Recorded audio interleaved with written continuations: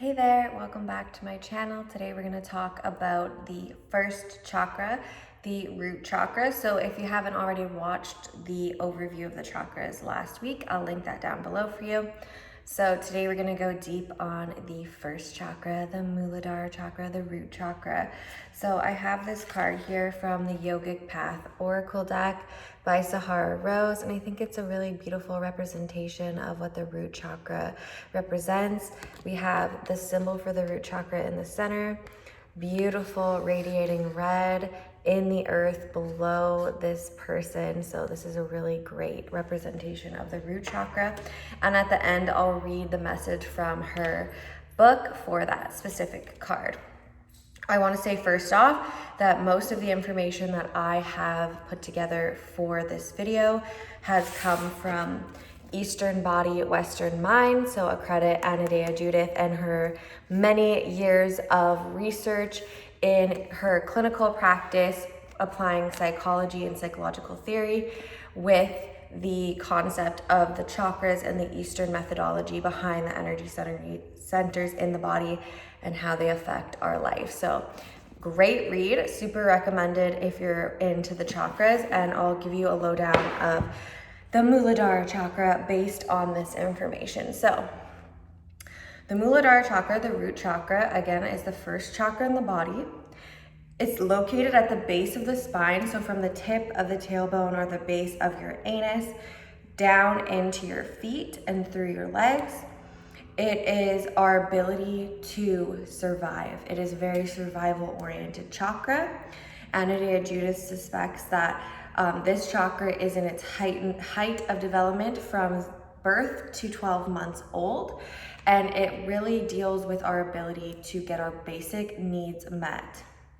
So it's centered around our physical body, our ability to be here, to survive, to eat, to drink, to have the warmth and shelter that we need, and the love and nurturing from our family.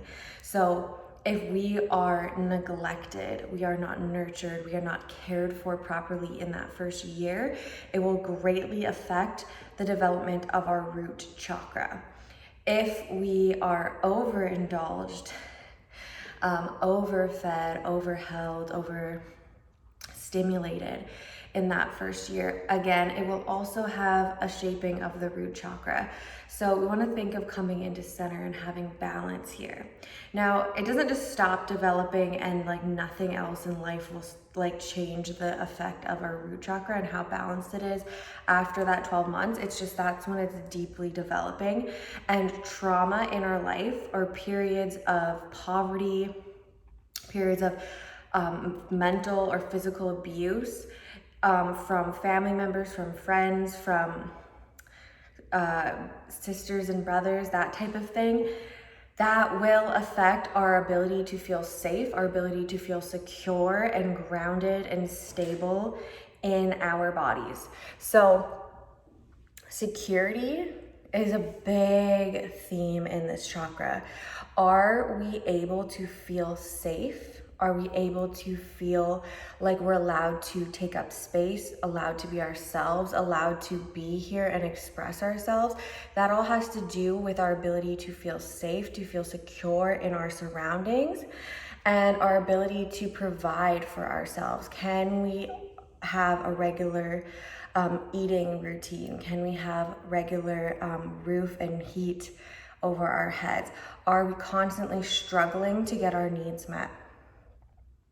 All of these things will take a toll on our root chakra. So I'm gonna read from the chart that Anadea Judith supplies in this book to give just a brief overview of this chakra so that it is easier to sink your teeth into, and then I'll talk about some of the concepts. So we have the root chakra.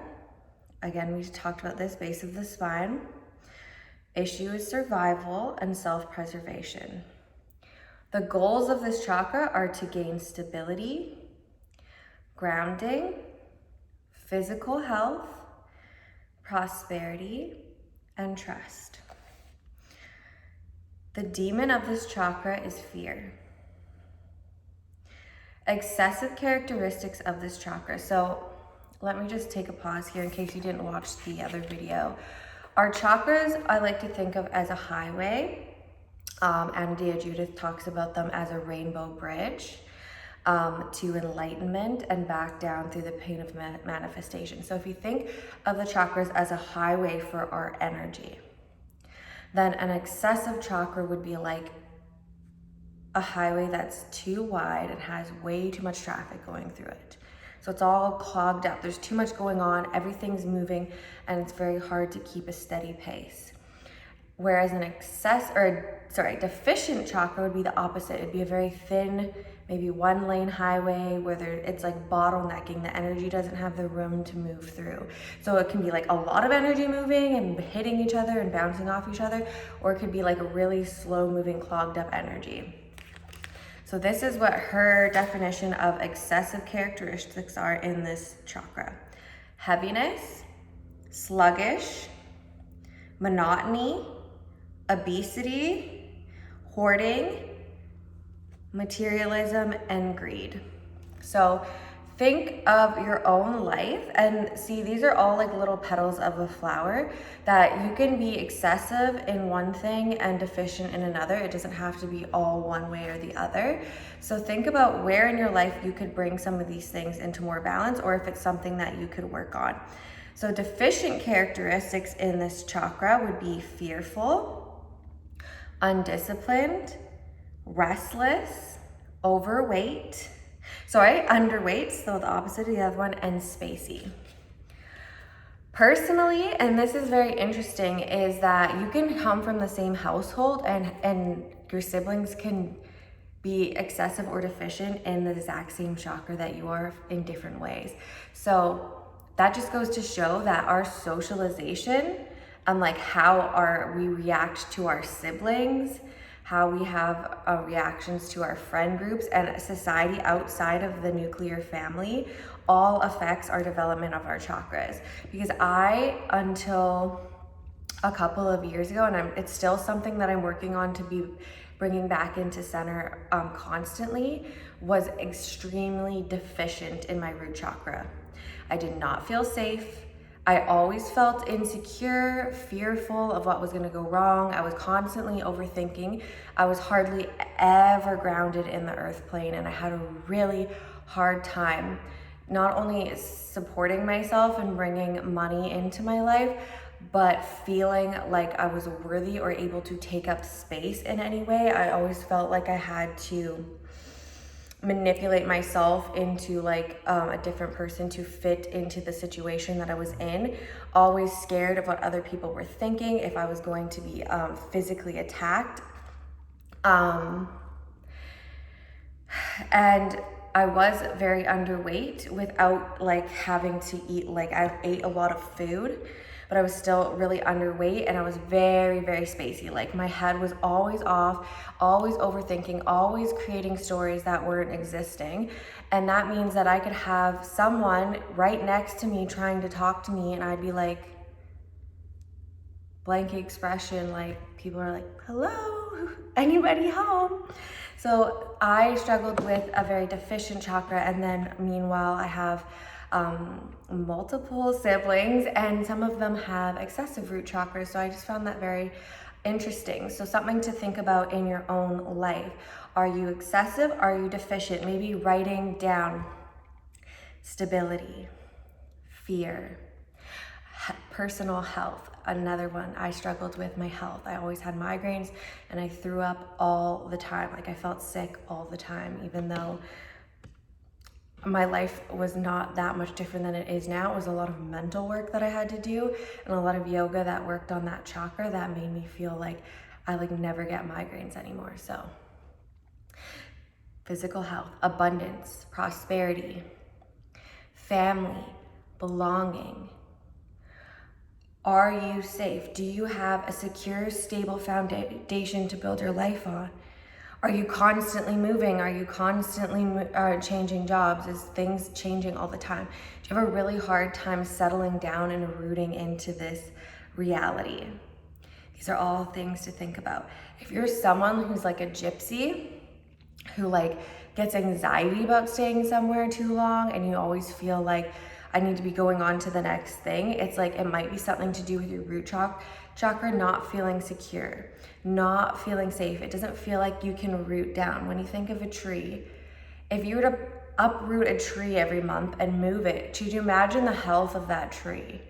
It would be all flimsy and cracking and like dying. It might not even make it some of those moves. So if we think of ourselves like a tree, our ability to create a foundation where we can root down, we can feel safe where we are, we can derive nutrients from the soil, so proper food, water, love and acceptance from the people around us, that will help us to feel safe and secure, and then we'll start to flourish. We'll start to express ourselves greater. We'll start to bring in more abundance, material abundance. We'll begin to go after the things we desire and truly be who we are when we have that foundation of safety and security. So that all has to do with the root chakra.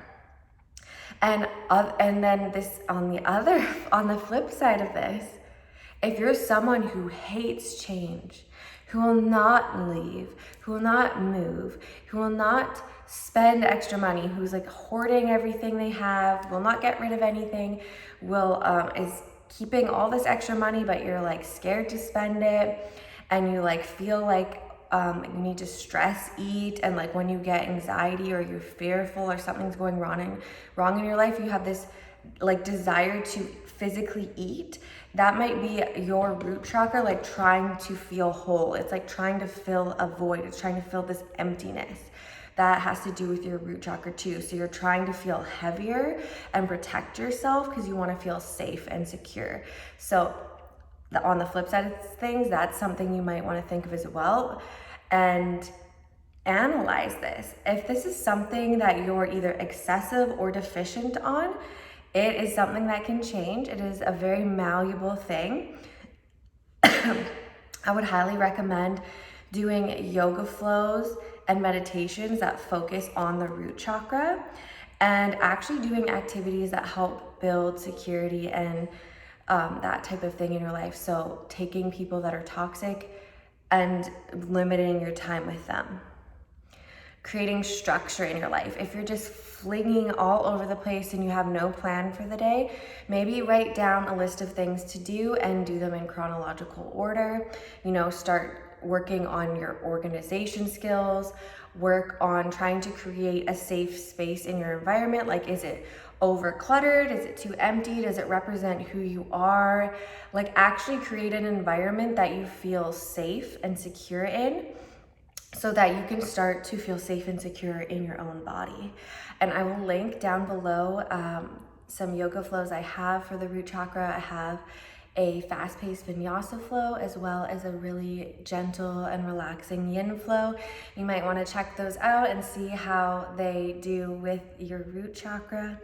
I hope you enjoyed this video. Make sure to subscribe down below if you haven't already, because I'll be going over all the other chakras in great detail every Thursday from here on out until we get to the end. And we'll see you in the next one. Bye.